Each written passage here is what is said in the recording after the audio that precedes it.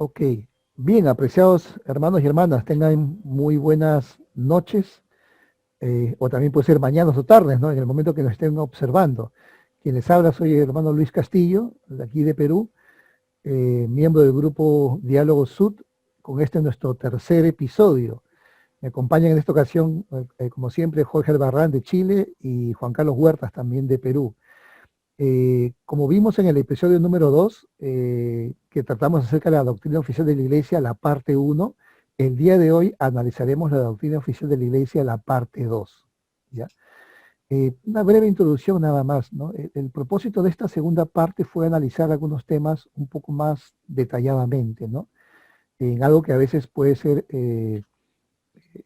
un poco preocupante cuando a veces escuchamos que en nuestras clases de escuela dominical o discursos, o incluso a veces sucede en clases de seminario e institutos, se comparten algunas ideas personales de algunos miembros o líderes del pasado, como si fueran parte de la doctrina oficial de la Iglesia, ¿no? Y lo cual no debería suceder. Entonces, el propósito de este episodio justamente es poder aclarar en cuanto a este punto y poder mejorar todos, ¿no? Y ayudar a otros también.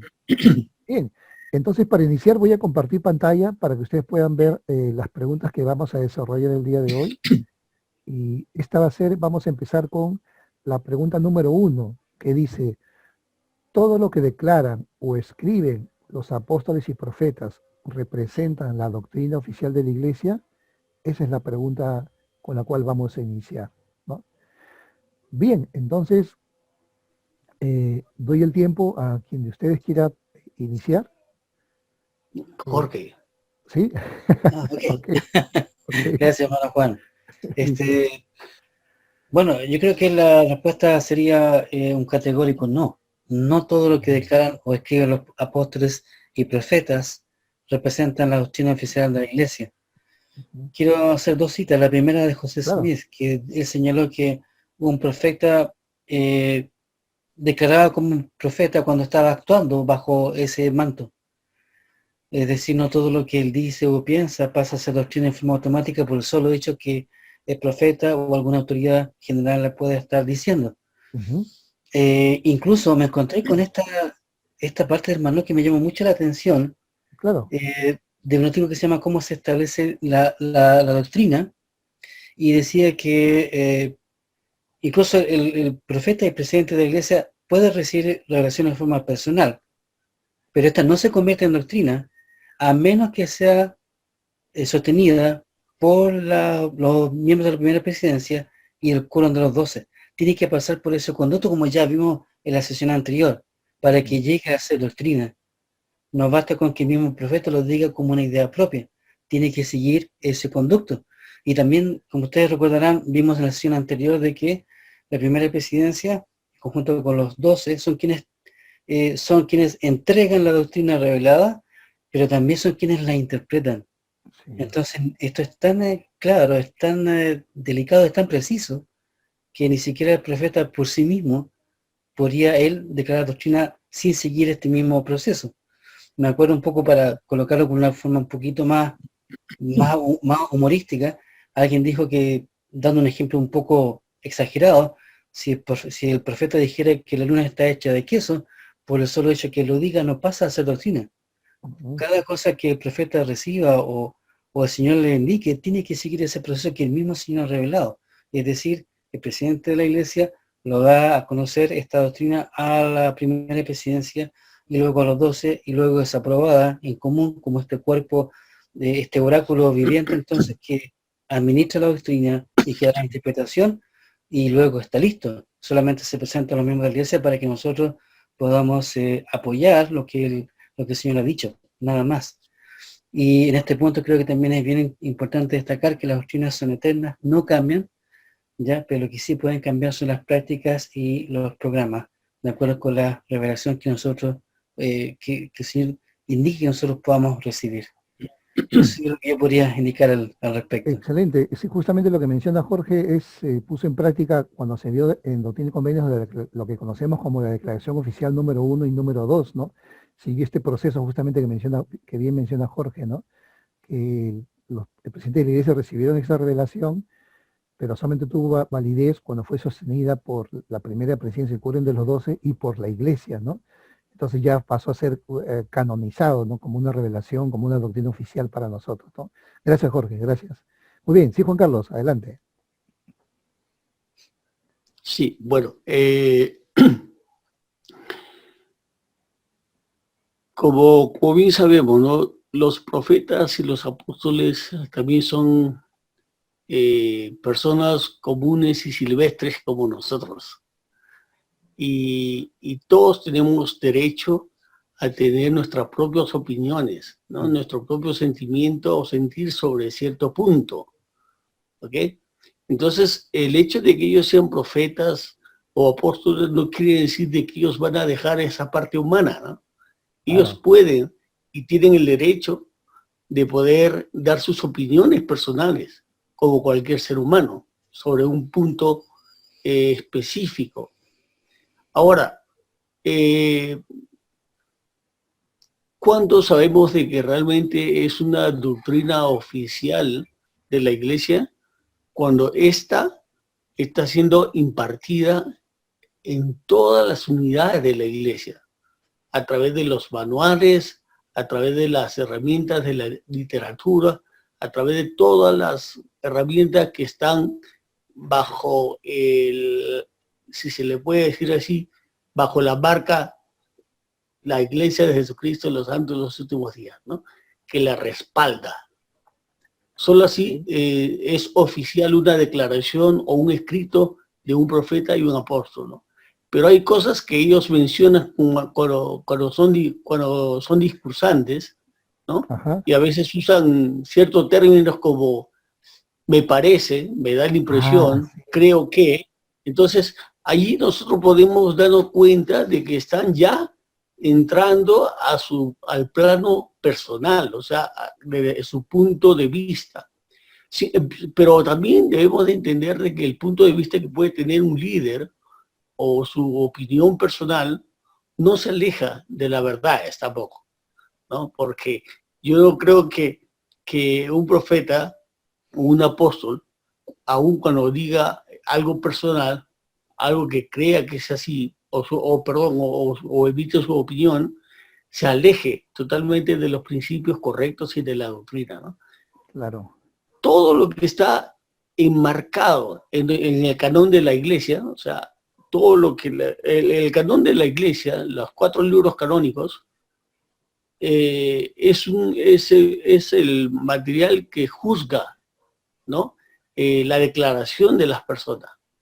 Entonces los profetas siempre van a ceñirse a este canon y bueno, como mencionó Jorge, ¿no? Ellos muchas veces recibirán revelaciones personales sobre cierto punto. Es como un obispo, ¿no? Que puede recibir revelación para sus miembros cuando están en una entrevista, ¿no? Pero a veces es como un consejo nada más, ¿no? Para ayudar a que este miembro pueda ser levantado, pero no es algo oficial o que está realmente, como se dice, patentado por la Iglesia, ¿no? Entonces, definitivamente, no todo lo que ellos escriben y hablan se considera como doctrina oficial de la Iglesia. Excelente. Muchas gracias, amigos. Permítanme compartir unas citas para apoyar lo que ustedes han mencionado, lo que muy bien ustedes han explicado. Yo también estuve un poco tratando de averiguar un poquito en cuanto a este tema, ¿no? Y encontré un par de citas que me parecieron muy interesantes, ¿no? Que creo que, no sé si lo mencionamos en la reunión anterior. Permítanme compartirlo aquí en pantalla para que lo puedan ver nuestros visitantes, ¿no? ¿Se llega a ver la pantalla? Sí, perfecto. Sí. Ok, acá fue la primera pregunta, ¿no?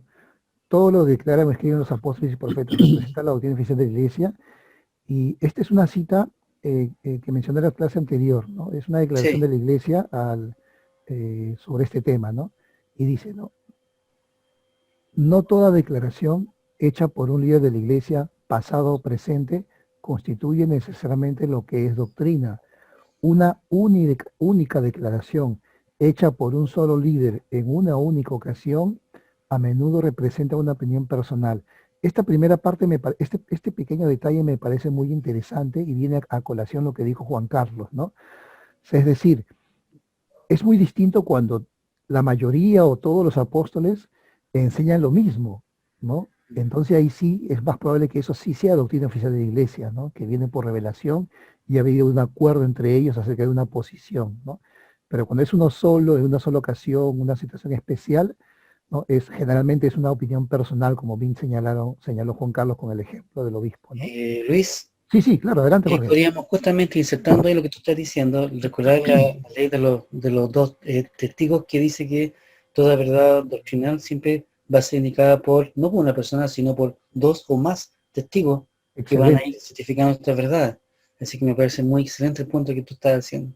totalmente de acuerdo contigo, tienes razón, ¿no? Dos o más testigos, ¿no? Sí, así Mm. es, excelente. Dice, pero aún así, aunque den uno solo, dice, aun cuando generalmente sea buena o tomada muy en cuenta, o sea, va a ser una buena opinión, un buen consejo, ¿no? Incluso hasta esa opinión personal puede ser una verdad también, ¿no? Que ha recibido este líder, ¿no? Puede ser una verdad. Pero aún así dice, pero no significa que sea autoritativa para toda la iglesia, ¿no? Porque no ha recibido el sello de aprobación, ese consejo o esa verdad que haya recibido, ¿no? Y acá repite lo que muy bien señalaron ustedes, ¿no? En este caso Jorge, ¿no?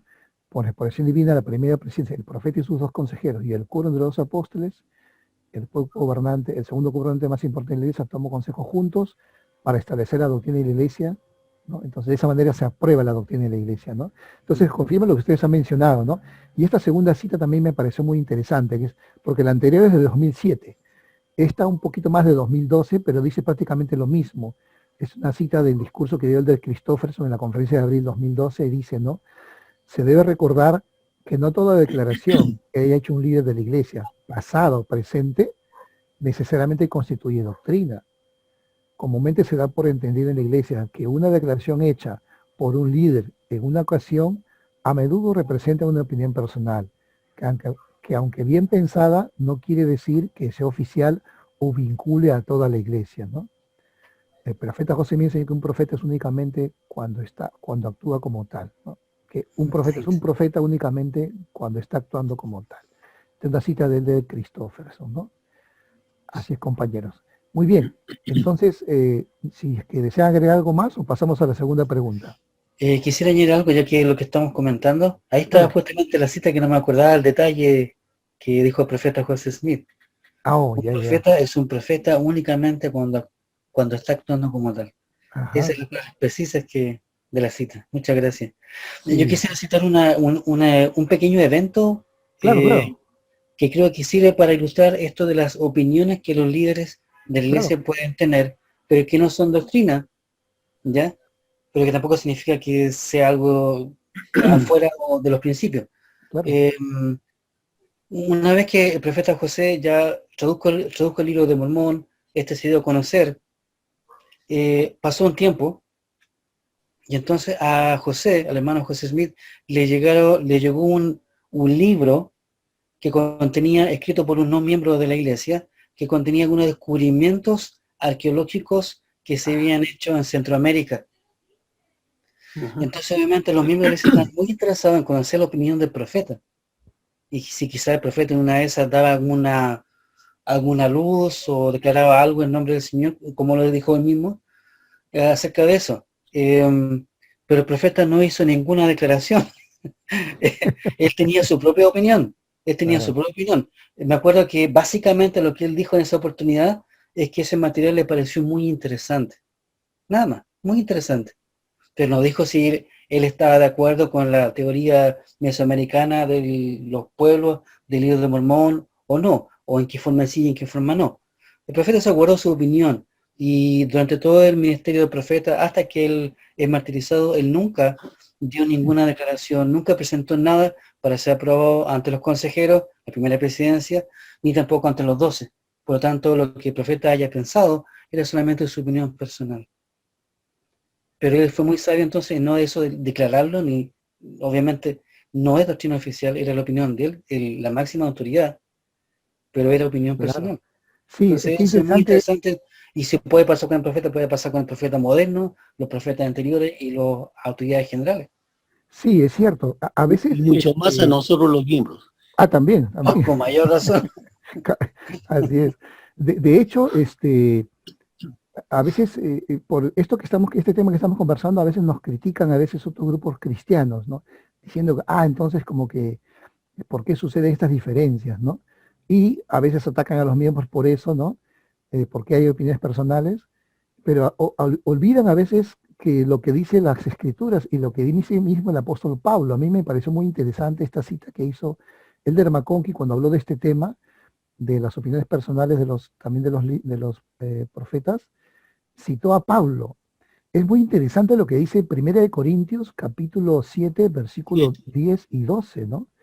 Cuando dice, Pablo está hablando acerca del matrimonio, está enseñando, ¿no? Y dice, ¿no? El versículo 10, y a los que están unidos en matrimonio, mando no yo, sino el Señor, que la esposa no se separe del marido.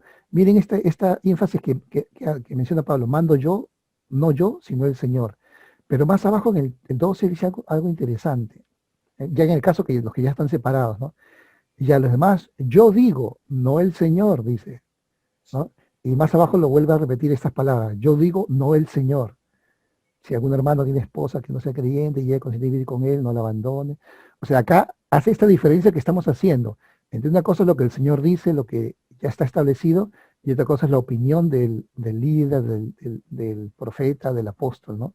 Y Pablo también, pero lo interesante de Pablo es que él hace esa diferencia y él lo dice, ¿no? Ojo, esto manda el Señor, y en otro caso dice, ojo, esto es lo que yo creo, yo pienso o yo les aconsejo, ¿no? Entonces, Claro. aquí menciona, es un ejemplo práctico de esto que estamos mencionando, ¿no? De este detalle que estamos mencionando, ¿no? Justamente, Luis, Sí. es una escritura que yo tenía listo para Perdón, mencionar. Y está bien, ¿no? Perdón, Está bien porque estamos a tono, ¿no es cierto? Claro, sí, estamos en ¿cómo sintonía. En sintonía, así es. Sí. Entonces,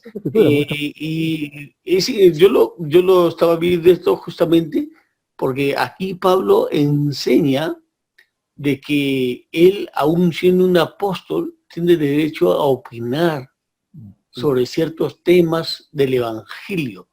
Y eso lo enseña abiertamente para que la gente, pues, que escuche a los siervos del Señor, vean de que en algún momento él va a usar su opinión personal. Claro, tal vez no va a decir como dijo Pablo, no lo dice el Señor, pero lo digo yo, ¿no? No lo va a decir así actualmente los profetas, pero ellos van a usar de repente algunos otros términos, ¿no? Algunas otras palabras, ¿no? Que van a dar a entender que lo que está mencionando él o expresando en ese momento es su sentir sobre cierto punto doctrinal, ¿no? Y es importante porque que la gente entienda esto, ¿no? De que no todas las declaraciones de un siervo de Dios tiene que ser una doctrina oficial, ¿no? Sí. Como mencioné en mi anterior participación, todos, incluso los líderes, tienen ese derecho de recibir la inspiración, la revelación personal y comunicarla. Lo puede exponer, lo puede enseñar, pero debe diferenciarla de la doctrina oficial. O sea, puede ser su declaración personal, más no oficial.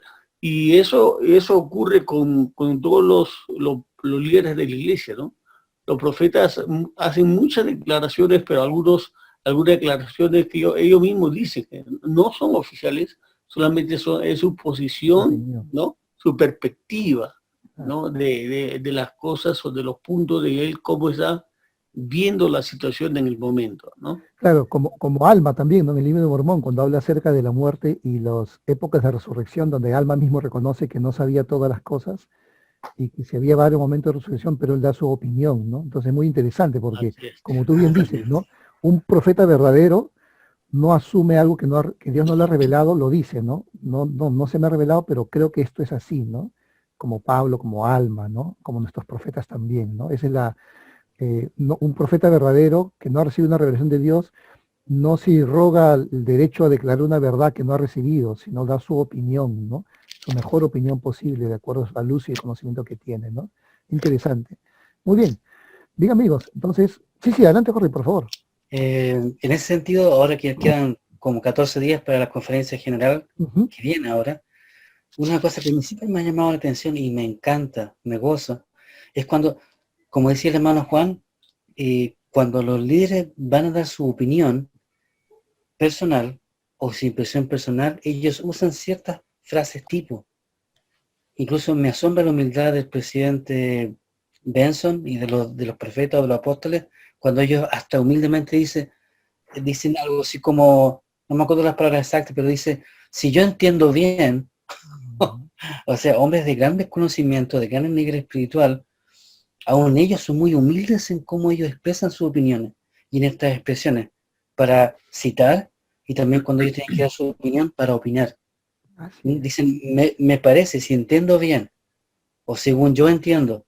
O sea, yo creo que eso es un incentivo para nosotros, para que cuando vayamos a la conferencia ahora y después cuando tengamos el texto de lo que ellos dicen, podamos fijarnos en esas pequeñas expresiones donde ellos están haciendo la diferencia. Cuando citan algo oficial, cuando citan doctrina oficial y cuando ellos dan su consejo o su impresión o su parecer respecto a cierto punto.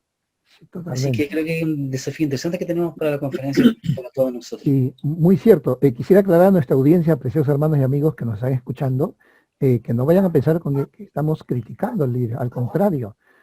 Y tampoco estamos mencionando que aun cuando sea la opinión personal del líder, sea malo el consejo o la opinión. Es más, el consejo puede ser bueno, la opinión puede ser válida, pero no es oficial todavía porque no ha pasado por el proceso de ser canonizada esa doctrina, ¿no? Esa opinión como una Sí. doctrina oficial de la iglesia, ¿no? Eh, Bien, entonces vamos al segundo punto, ya que hemos avanzado un poquito en cuanto, perdón, a la segunda pregunta, que es, ¿cómo podemos diferenciar, entonces ya que hemos visto que hay, no todo lo que dicen los apóstoles y profetas es la doctrina oficial, ¿cómo podemos diferenciar entre la opinión personal de los apóstoles y profetas y la doctrina oficial de la iglesia? Ya en forma práctica, ¿cómo podríamos hacer esa diferencia, lograr a diferenciar, ¿no? Tener claramente cuándo es opinión, cuándo es doctrina oficial? ¿Cómo podríamos hacerlo? No sé quién quisiera iniciar. No sé si Juan Carlos. A ver, vamos a ver. Hay una escritura en Doctrina y Convenios Ah, excelente. y como parte de mi llamamiento, lo Ujú. uso bastante en algunos mensajes, que está Ya, en la sección 128, que es exclusivamente, ¿no?, sobre lo que es historia familiar. ya, Y en el versículo 18 menciona algo muy interesante cuando inicia, ¿no? Previamente él había leído la cita de Malaquías, ¿no? ok, Donde habla, ¿no?, que el corazón de los padres se volverá a los hijos y el de los hijos se volverán a sus padres, ¿no? ya, Y en el versículo 18 empieza así: pude haber dado una traducción más clara de esto, pero para mi objetivo o para mi objeto, dice, tiene suficiente claridad tal como está. O sea, esto es algo es interesante. Él dijo, el profeta José Miguel dijo, yo pude darle una traducción más clara, pero para mi objeto, lo que está ahí escrito está bien. Entonces, ¿qué nos da a entender acá el profeta José Miguel? De que él, como profeta, tiene las llaves de poder ampliar las escrituras, de poder profundizar una determinada doctrina. Incluso él se atrevió a decir, pudo haberlos hecho más claros, pero ¿para qué, no? Si aquí ya la claridad que tiene es suficiente para mí y para todos los miembros. O sea, él ahí está hablando, también está dando de alguna manera una opinión personal, ¿no? Es una perspectiva, ¿no? Y está enseñando cuándo, o sea, cómo podemos nosotros de alguna u otra manera reconocer una declaración oficial o simplemente una opinión, ¿no?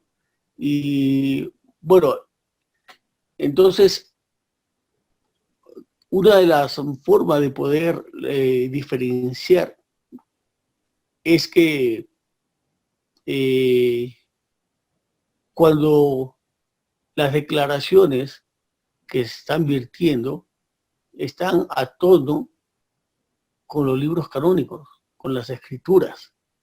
¿Okay? Cuando, como el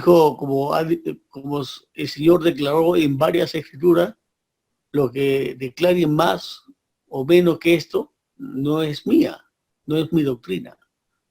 Entonces, aún las declaraciones de los profetas están ceñidas dentro del marco de los libros canónicos, aun cuando ellos puedan ampliar o profundizar, pero la doctrina ya está oficial. Entonces, cuando uno ya empieza a dar su opinión personal o su perspectiva, a veces eso le da un giro o un cambio a la esencia de la doctrina, ¿no?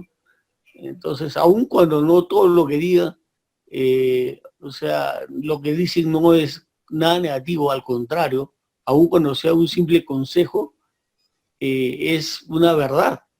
Ellos han recibido por revelación o inspiración en ese momento, ¿no?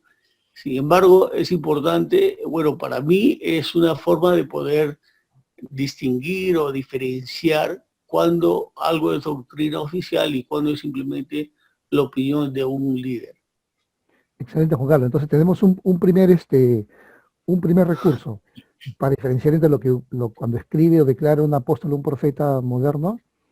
Si lo que dice está en las escrituras, ¿no? Concuerda con las escrituras, entonces podemos tomarlo que eso sí representa la doctrina oficial de la iglesia, porque está en las escrituras, ¿no? Concuerda con ellas, ¿no?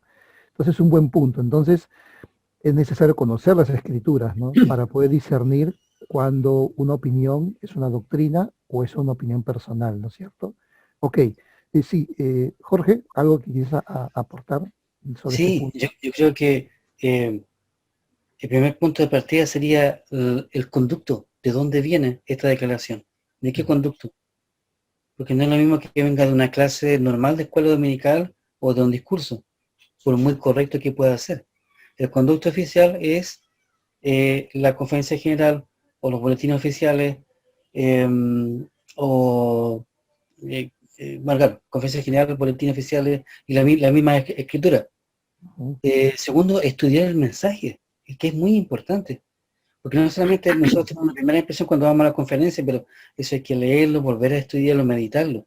Ver esta frase, yo creo que nosotros respondimos a esta pregunta con la pregunta anterior. Creo que sí, Exacto, importa. ¿no? Lo que decía que no una cita que diga una líder una vez va a ser doctrina oficial, ¿ya? Sino que tiene que seguir un conducto. Entonces, nosotros estudiar el mensaje de los líderes, ver estas expresiones que nosotros hemos hablado, que ellos utilizan, cuando ellos indican, como dijo Pablo, cuándo son consejos que ellos dan bajo inspiración y cuándo es doctrina oficial. ¿Sí? Quizás sería también importante que hay verdades que no son doctrina oficial, que también es muy importante indicarle. Por ejemplo, me acuerdo que en un artículo leí que los tres lados de los tres ángulos de una pirámide sumaban tanto. Eso es una verdad, pero eso no es una verdad que tiene que pasar por un conducto oficial. Claro. Por el conducto oficial tienen que pasar las doctrinas oficiales que son para ayudar a nuestro crecimiento espiritual y para ser más como Cristo, según la revelación que reciba la primera presidencia. Y creo que también hay que llegar a un elemento no menor, que la responsabilidad está en nosotros como miembros de la iglesia. Como dijo el hermano Juan, eso, y como dijiste tú, Luis, eso nos plantea un tremendo desafío, porque la responsabilidad no está tanto en quien la imite estas declaraciones, sino en nosotros en el sentido que tenemos que estar atentos a escudriñar el mensaje. Tenemos, como decía Luis, que conocer las escrituras, tenemos que estarlas estudiando, tenemos que estar tratando de vivir los principios, porque el último punto es la revelación personal. El Espíritu no nos va a mentir. Y si estamos viviendo de acuerdo a la doctrina y nos esforzamos y estamos estudiando la doctrina, el Espíritu nos va a indicar lo que es correcto. Como lo que le dijo el profeta José Smith, no hay nada que el Señor no haga saber a José que no hará saber al más pequeño de los santos, si éste cumple con todas las leyes para recibir este conocimiento y esta confirmación espiritual. Y eso es lo maravilloso de esta organización divina, que tanto el profeta como el humilde maestro ministrante o la maestra ministrante puede tener acceso al mismo conocimiento. Eso es lo maravilloso. Y eso es lo que para mí es un testimonio adicional de que la iglesia de Jesucristo, de los santos últimos días, es la iglesia verdadera por este sistema organizativo tan perfecto que tiene, por la doctrina oficial tan bien cuidada que se esmera y cómo fluye esta revelación. Quiero terminar mi punto con una declaración de Stephen L. Richards. Él era miembro de la primera presidencia. Y él en una parte él declara que la primera presidencia tiene la autoridad para interpretar doctrina, y me gusta una frase que él dijo: ellos son la Corte Suprema aquí en la tierra para la interpretación de la ley de Dios. Pero el punto que yo quiero ir es el siguiente. Voy a citar lo que él dijo. Abro comillas, dice el de Richards: en el ejercicio de sus funciones y poderes delegados, ellos, la primera presidencia, se rigen por una constitución. Eso ya al tiro llama la atención. Se rigen por una constitución. Entonces yo, cuando leí esto me preguntaba, ¿pero qué? Algo así como la constitución norteamericana.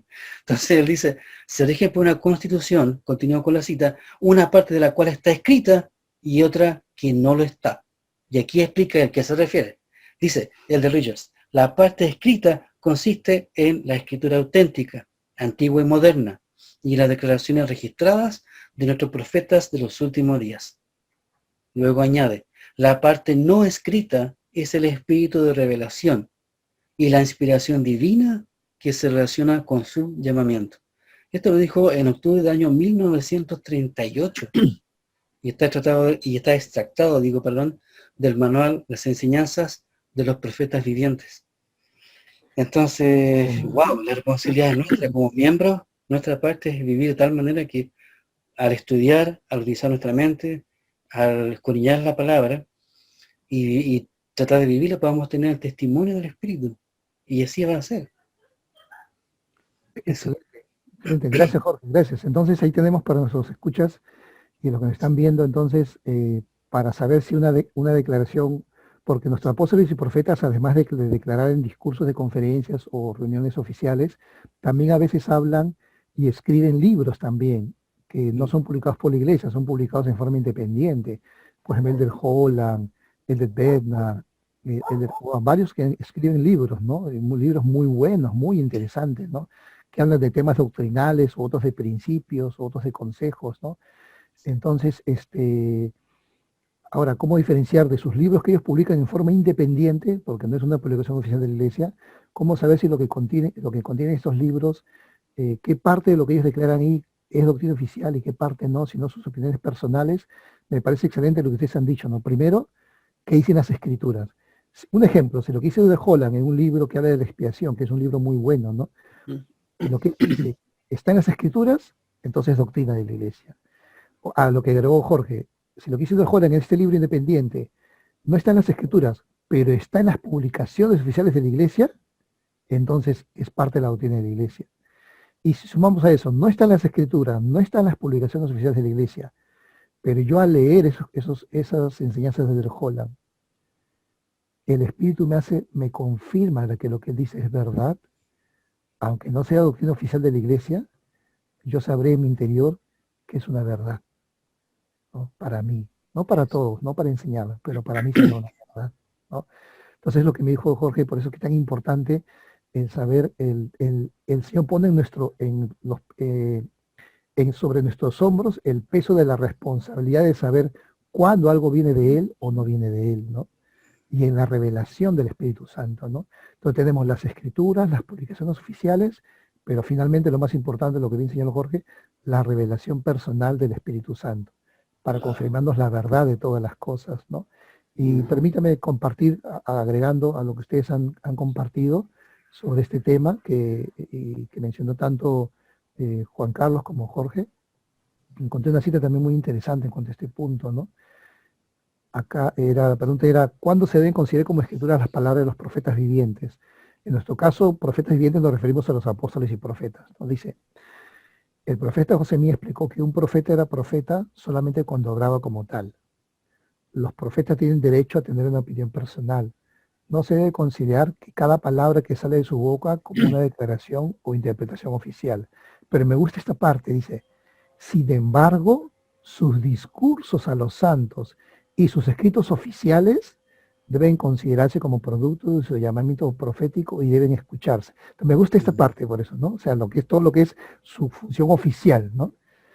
Ahora, y aquí viene lo que dijo también Jorge, ¿no? Dijo, ¿no? Como miembros de esa somos responsables de mantener nuestras propias vidas en armonía con el Espíritu del Señor, de manera que podamos saber por nosotros mismos cuando alguien está hablando bajo la influencia del Espíritu Santo.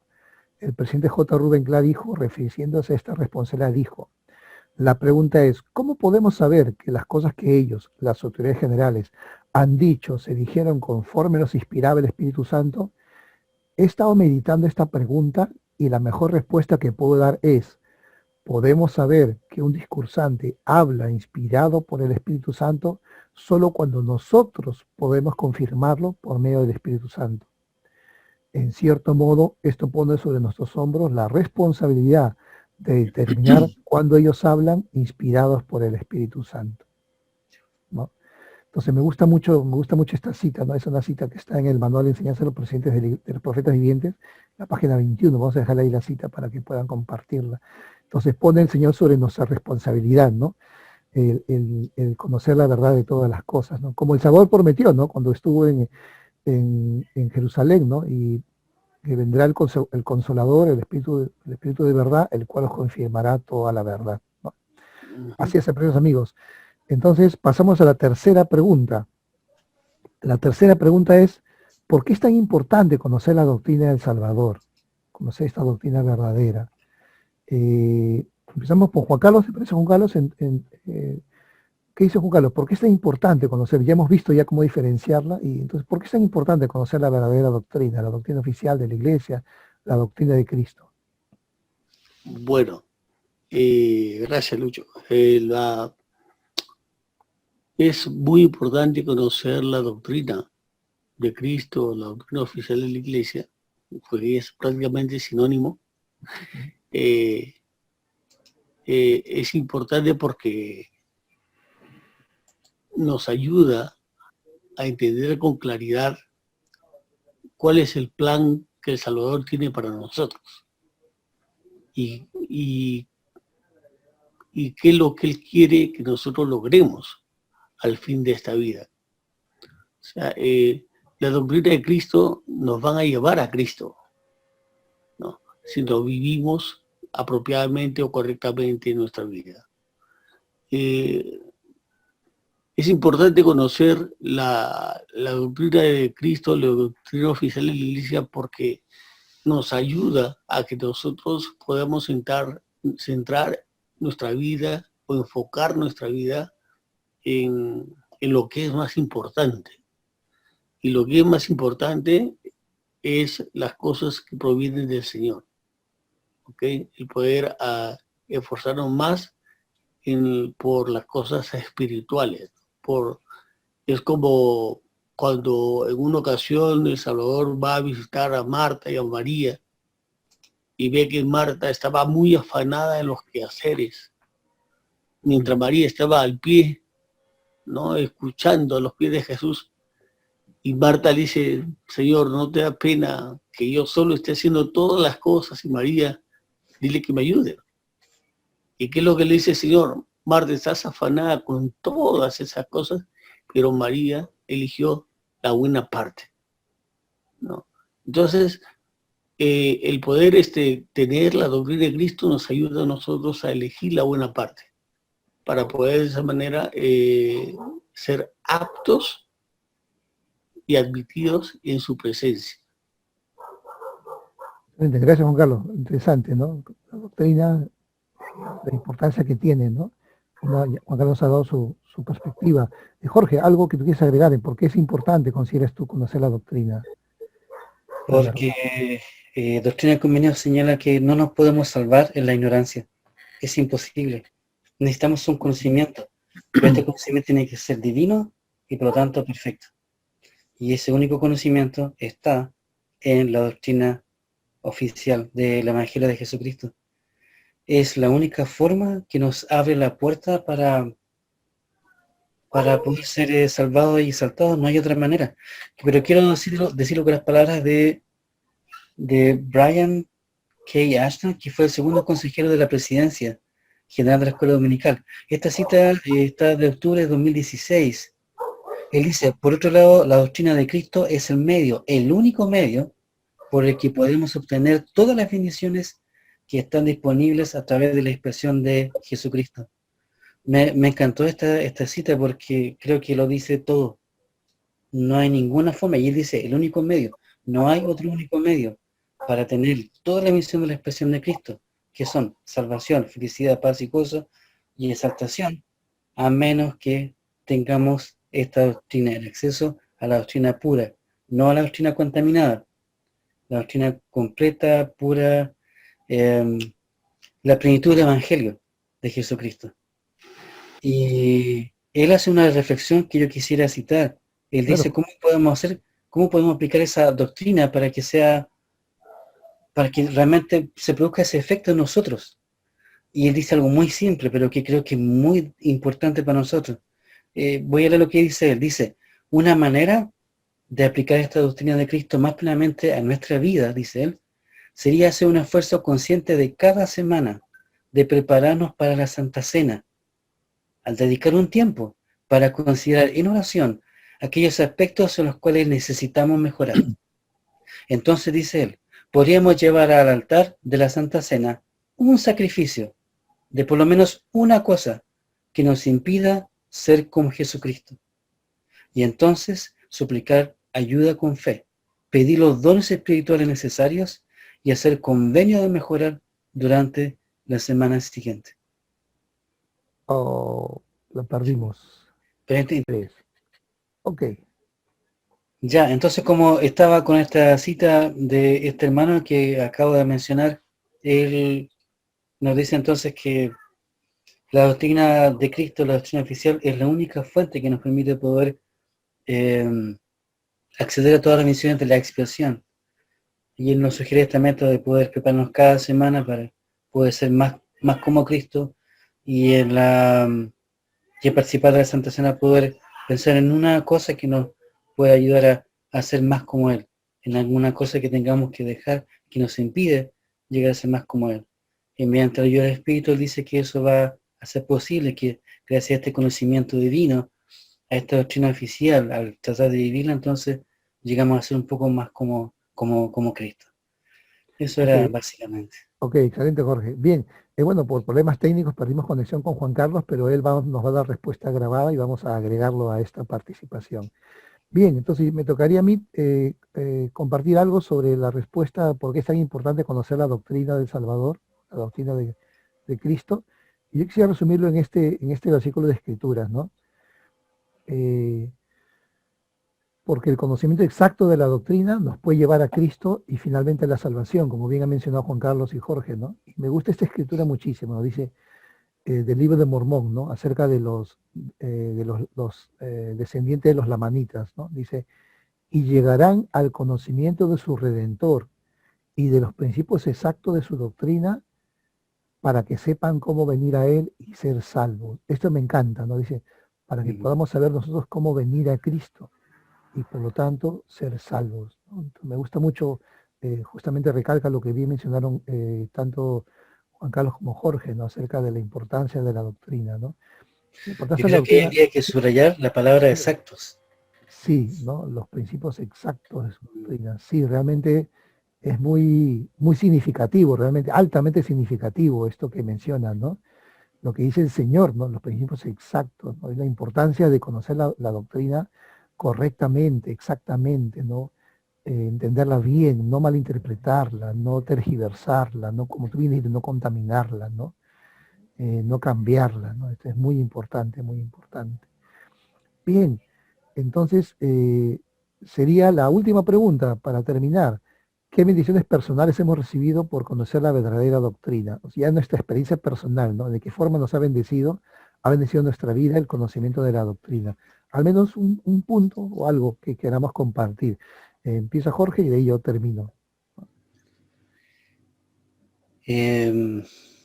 Wow, hay tanto que decir ahí, Sí, muy profunda la pregunta. pero me vienen a la mente tres cosas. Primero que nada, una claridad. Yo me bauticé cuando tenía 12 años y a poco tiempo después me inactivé. Era muy chico todavía, yo sentía, o sea, yo no me daba cuenta que había sentido el Espíritu, no sabía lo que era un testimonio, aunque yo lo tenía, pero después como estaba solo, después se fueron los misioneros, en fin, ya después me anduve suelto y era el único que me bauticé de mi familia en ese tiempo. Después ahí comenzó toda una larga jornada, que en muchos casos fue una oscuridad, fue una confusión. Creo que guardando las debidas proporciones, entiendo muy bien a José cuando decía que al final era todo un mar de confusiones. De repente yo quería creer en cosas, pero no sabía si eran verdaderas. Uno decía, capaz que yo sea engañado por la enseñanza de falso ministro, pero si hay falsos, ¿cuáles son los verdaderos? Me acuerdo que una vez escuché a un ministro predicar que decía que los que no aceptaban el Evangelio de Cristo serían condenados. Y en ese tiempo yo no entendía la doctrina, entonces yo decía, "Chuta, pero ¿cómo es posible que un Dios de amor condene si porque tú no lo sigues?" Había tantas cosas que uno no entendía, no conocía, había tanta confusión. Yo después empecé a buscar por aquí, por allá, diferentes doctrinas, orientaciones filosóficas, pero siempre hay algo que falta, siempre hay un vacío. Conoces más, pero al final quedas como, al final más a la deriva. Es una cosa bien curiosa. Pero cuando después volví a la iglesia, llegaron las misioneras a nuestro hogar, empezamos todo este proceso de volver. Y uno empecé a estudiar la doctrina y empecé a ver eso. ¡Wow! ¡Qué cambio! Era como haber estado en una pieza oscura tanto tiempo, palpando las paredes, tratando de ver dónde uno estaba, hacia dónde iba, y empezar poco a poco esta luz que empieza a mostrarse. ¡Qué claridad! A ver las preguntas que yo antes había tenido por tanto tiempo, y volver a reencontrarme con ellas, volver a encontrar la respuesta, por primera vez entenderla, por medio del estudio y la oración, que es lo que hemos estado conversando en esta serie, una claridad que es impagable. Y eso me lleva a lo segundo, que en mi caso me ha hecho sentir una paz, pero una paz dividida en dos partes, una paz mental, intelectual y espiritual. Y la paz espiritual es lo que yo agradezco más, porque creo que es algo que uno no encuentra en ninguna otra parte, en ninguna otra parte. La paz mental te ayuda, pero no te salva. Y tampoco es una paz duradera. La paz mental es positiva, pero es mucho más positiva cuando está basada en la paz espiritual. Y eso a mí me ha dado una visión acerca de por qué estamos aquí, dónde vamos, y las cosas que tenemos que hacer, que nos enseña la doctrina de Cristo. Y eso a uno lo ayuda a tomar decisiones en forma más correcta. Uno entiende sus propias limitaciones, pero también entiende que existe un ser divino que no tiene limitación y que está dispuesto a ayudarte, que te ama más encima y que te acepta como tú eres, con todas tus imperfecciones, y que en todo momento está con la mano abierta, extendida, para que tú busques su ayuda. Me ha hecho conocer que hay un Redentor, hay un Salvador, que hay un Padre amoroso que nos ama, una Madre celestial, y hermanos que al final todos somos hermanos, nacemos del mismo Padre espiritual, y eso, calidad, paz, visión. En ninguna otra parte se encuentra esto, ninguna, porque esta es la fuente original. Podemos ir a buenos libros, podemos ir a algunas filosofías que contengan algunas cosas positivas, pero van a ser cosas muy pequeñas dentro de todo un mar de oscuridad y de confusión. Y además, tampoco salvan al ser humano, tampoco transforman al ser humano realmente en alguien como Cristo, porque no tienen ese poder, porque como vimos en la sesión pasada, solamente la doctrina de Cristo tiene ese poder, el poder redentor, el poder salvador, el poder habilitador que tanto se ha hablado en las conferencias. No, es maravilloso, así que no tengo palabras más que nada para decir eso. En mi caso, por lo menos, claridad, paz mental, paz espiritual, y acá sí es una visión eterna de las cosas, que a uno le ayuda y le da fortaleza para enfrentar los desafíos. Y uno también acepta su propia imperfección, porque uno no es perfecto, uno es, como decía Lilo Domón, inconstante, y todos los adjetivos que vienen ahí, pero como decía Nefi, sabemos en quién hemos confiado. Eso, es un brazo en el cual podemos apoyarnos, es un hermano que está ahí, es un padre. Así que este conocimiento es maravilloso, tiene que darse a conocer a todo el mundo. Yo creo que por eso la Iglesia y el Señor están tan deseosos de que se expanda este conocimiento, para que todos los hijos y hijas de Dios ya terminen ese periodo de oscuridad y puedan ver realmente la luz divina y iniciar este proceso y este camino. Eso sí es lo que yo podría decir en mi caso, Luis. Excelente, gracias, gracias Jorge. Gracias. Un momentito, creo que quiere reconectar Juan Carlos, ¿ya? Un momentito, voy a tener un momento. Bien, gracias Jorge. Yo quisiera compartir también mi experiencia personal, el conocer la verdadera doctrina, ¿no? Como mencioné en una reunión anterior, ¿no? Cuando conversábamos, ¿no? Para mí, el comienzo de la doctrina ha sido un ancla para mí, ¿no? Yo soy converso también, ¿no? Cuando me uní al Evangelio, acepté el Evangelio a 18 años de edad. Entonces, la doctrina ha sido eso, un ancla para mí. El conocimiento del Evangelio me ha permitido, así como un barco que se ancla en el puerto para que las tormentas no lo arrastren, de igual forma es lo que yo he podido sentir, ¿no? O sea, para un converso no es fácil la vida, ¿no? Los que nos están escuchando, que son conversos, lo van a entender claramente, ¿no? Entonces, bienvenido Juan Carlos nuevamente, gracias por estar con nosotros para terminar. Estoy haciendo un comentario y doy el tiempo a ti, ¿ya? Ok, entonces, los que somos conversos, sabemos que la vida no es fácil, ¿no? No es fácil mantenerse dentro del Evangelio, ¿no? Porque el haber crecido fuera del Evangelio, el haber tenido ideas, costumbres, tradiciones, cosas muy arraigadas en nosotros, aun cuando aceptemos el Evangelio, no es fácil abandonar todo eso, ¿no? No es nada fácil abandonarlo, desecharlo, ¿no? Entonces a veces uno siente como que el mundo te quiere atraer otra vez, así como te atrajo el Evangelio, como que el mundo te quiere atraer de nuevo, ¿no? Y cuando yo he sentido eso, he empezado a recordar lo que conozco acerca de Dios, del Salvador, de su plan, de su Evangelio. Y eso para mí es, como repito, ha sido como un ancla que me ha permitido permanecer todavía, ¿no? Continuar todavía a pesar de las tentaciones, las pruebas, las dificultades, a pesar de esa atracción del mundo otra vez, ¿no? Entonces ha sido como un ancla que me ha permitido mantenerme todavía en el puerto, ¿no? Es más, cada año que yo cumplo años como miembro, yo me bauticé un 13 de diciembre, siempre cada 13 de diciembre yo digo, todavía estoy aquí, todavía estoy en el barco, todavía, ¿no? Gracias a Dios. Y entonces hay que continuar, ¿no? Continuar perseverando. El conocimiento de la doctrina también me ayudó a comprender el plan, lo que dijo Juan Carlos, ¿no? El plan de salvación, el plan de Dios. Y es tan perfecto este plan que no hay nada, todos tenemos la oportunidad de recibir sus bendiciones, ya sea en esta o en la otra vida, ¿no? Algunos llevan esta vida mortal muy difícil, a otros mucho más llevadera, pero no importa nuestras circunstancias actuales, todos tenemos las oportunidades y privilegios, como repito, si no es en esta vida, es después de esta vida, pero todos tendremos las oportunidades y recibir las bendiciones de la exaltación y la vida eterna al lado de nuestro Padre Celestial, ¿no? Gracias, compañero, gracias por compartir con nosotros estas series, ¿no? Estos episodios. Y antes de terminar, yo quisiera dar el tiempo a Juan Carlos para que él pueda dar también su punto de vista acerca de que él quería compartirnos algo de por qué era importante el conocimiento de la doctrina de Cristo, y nos estaban compartiendo algo sobre Tesalonicenses 11.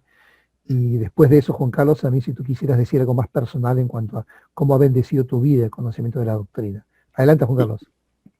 Gracias, Luis. Bueno, sí, como estaba mencionando en Tesalonicenses 11, menciona la visita del Salvador a los habitantes antiguos de América. Y dice que cuando Cristo descendió había una multitud, había muchas personas, más de 1000. Y cuando los invitó a venir a él, lo hizo de una forma ordenada. Él no permitió que la gente vaya a aglomerarse. Él no permitió que la gente se abalanzara a él, sino que él hizo de que vayan uno por uno. Esta expresión uno por uno me indica a mí que debemos de tener una Lo que quería El Salvador en ese momento es que cada uno de ellos tuviera una experiencia personal con Cristo, ¿no? Pudiera lograr su propio testimonio de Cristo. Y es la misma invitación que Él nos hace a través de la doctrina, ¿no? Que nosotros podamos tener una experiencia personal con el Salvador, ¿no? Y lo podemos lograr a medida que nosotros estudiemos la doctrina y lo apliquemos en nuestra propia vida. Y a mí, de una manera muy personal, bueno, la doctrina de Cristo me ha ayudado a permanecer firme en la fe de Cristo a pesar de la adversidad y de las muchas circunstancias difíciles en las que he podido vivir desde mi juventud. Yo me bauticé un 22 de julio del año 1979. Y miren, ya son más de 38 años que aún, gracias al Evangelio de Cristo, a la doctrina, me mantengo firme y fiel en la Iglesia de El Salvador, ¿no? He podido hacer convenios que me van a permitir, si me mantengo fiel y obediente a esos convenios, poder regresar a la presencia de Él juntamente con mi familia. Entonces, el poder vivir la doctrina de Cristo, el poder aprenderlas en primer lugar y vivirlas, nos ayuda a que nosotros podamos fortalecer más nuestra fe, nuestro testimonio, y esta fe, como dice Moroni, llega a ser un ancla, ¿no? Que nos va a mantener firmes, inamovibles, a pesar de las turbulencias y de las tormentas que nos puede ofrecer el mundo. Eso es lo que quiero compartir, hermanos, para finalizar mi participación. Excelente, muchas gracias, Juan Carlos. Me parece muy interesante lo que mencionaste acerca de que El Salvador podía haber elegido dar un discurso magistral, ¿no? Ante los nefitas acá en América, en la tierra de abundancia, ¿no? Y ellos podían haber sentido el Espíritu Santo profundamente, pero no creo que ningún discurso de El Salvador, por más profundo que hubiera sido, los hubiera impactado tanto como haberse acercado uno por uno y haberlo tocado, ¿no? Y haber hablado con él, y que él les hable a cada uno y que los mire a los ojos, ¿no? O sea, me imagino esa experiencia de cada uno de esos habitantes de la tierra de abundancia, de tocar al Salvador, de mirarlo, de escuchar su voz. Y muy probablemente yo me imagino que el Salvador les puso de repente la mano en el hombro, o tal vez en la cabeza. O les dio un abrazo. O un abrazo, ¿no? O qué palabras le había dicho a cada uno, ¿no? Qué interesante, mire. Y al final, el conocimiento doctrinal más profundo es ese, ¿no? El de conocer al Salvador, ¿no? Conocer quién es Él, cómo es su voz, cómo es su amor, cómo es su poder, cómo nos eleva, ¿no? Cómo nos edifica, ¿no?